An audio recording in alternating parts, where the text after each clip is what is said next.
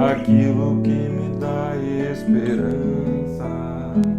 Quero trazer à memória aquilo que me dá esperança.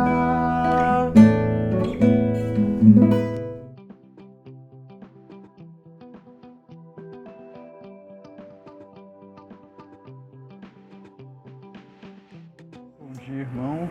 Muito bom estar com vocês mais uma vez para mais essa dose de esperança. Queremos que Deus continue a guardar, e proteger, e cuidar e orientar a cada um de vocês no seu poder a cada dia. O texto que nós gostaríamos de trazer hoje se encontra no livro de Atos dos Apóstolos, no capítulo 16, a partir do verso 23, que fala sobre o carcereiro de Filipos. Diz a palavra do Senhor: depois de serem severamente açoitados, foram lançados na prisão. O carcereiro recebeu instrução para vigiá-los com cuidado. Tendo recebido tais ordens, ele os lançou no cárcere interior e lhes prendeu os pés no tronco. Por volta da meia-noite, Paulo e Silas estavam orando e cantando hinos a Deus, e os outros presos os ouviam. De repente, houve um terremoto tão violento que os alicerces da prisão foram abalados. Imediatamente todas as portas se abriram e as correntes de todos se soltaram. O carcereiro acordou e, vendo abertas as portas da prisão, desembaiou sua espada para se matar, porque pensava que os presos tivessem fugido. Mas Paulo gritou: não faça isso, estamos todos aqui. O carcereiro pediu luz, entrou correndo e trêmulo, prostrou-se diante de Paulo e Silas. Então levou-os para fora e perguntou: senhores, que devo fazer para ser salvo? Esse texto, é uma palavra que eu já ouvi dezenas de vezes, talvez centenas de vezes. Mas, a cada vez que a gente lê, a cada momento que a gente reflete sobre ela, nós temos elementos novos, coisas novas que falam para nós, que dizem coisas diferentes para nós e que nos orientam em relação ao que Deus quer para a nossa vida. E eu gostaria de chamar a atenção para o fato das ordens que esse carcereiro recebeu. Paulo e Silas foram presos e o carcereiro recebeu a ordem que os vigiasse, ou seja, uma prisão com dezenas, talvez centenas de criminosos. Aquelas pessoas que estavam pregando o Evangelho foram postas sob especial atenção. E esse carcereiro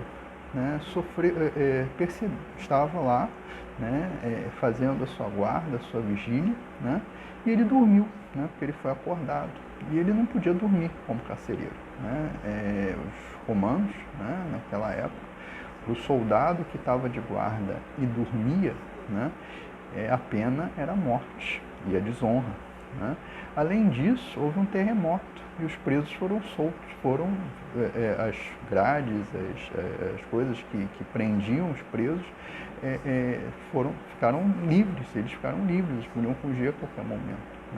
E aquele carcereiro olha aquela situação, acorda, não tinha luz, porque ele pede luz depois, e diante daquele quadro ele percebe que a vida dele tinha acabado. Ele tinha chegado numa situação de desespero, porque ele ia perder o emprego, ia perder a vida, e a sua família. Depois disso, ficaria numa situação de vergonha. E pior do que isso, naquele momento, ele pensa em acabar com a própria vida dele. Quando ele é chamado por Paulo e Silas para uma palavra de salvação, quando ele é chamado por Paulo e Silas para lembrar, bota a luz, coloca a luz, vê as coisas de outro jeito, porque as coisas, o mundo que você acha que está perdido, a vida que você acha que está perdida, Deus tem um propósito diferente para ela, Deus tem um novo propósito para ela. E aí aquele carcereiro depois pergunta a Paulo e Silas, o que eu devo fazer para ser salvo? Porque Deus tinha um plano na vida daquele carcereiro de tal forma que num dia qualquer, numa noite qualquer, ele se encontra com Paulo e Silas. Ele se encontra com um apóstolo de Cristo. Ele se encontra com a oportunidade de mudar a vida dele e a vida da família dele por muitos séculos. Deus sabe o que aconteceu depois disso, depois desses eventos, mas a vida daquele carcereiro mudou. Deus usou um momento onde talvez Paulo e Silas estivessem questionando, nós estávamos pregando o Evangelho, nós estávamos falando de Jesus, nós fomos presos e nos colocaram algemas, né, como se fôssemos criminosos. Mas era aquela situação adversa, tinha um propósito, que era o propósito de salvar o carcereiro e nos dar uma palavra hoje, e nos dar essa palavra de Deus hoje. Amém. Gostou do vídeo? Ajude-nos compartilhando em suas redes sociais, no Facebook, no YouTube, no Instagram e nos seus grupos de WhatsApp. Em nome de Jesus, Cristo é a nossa paz.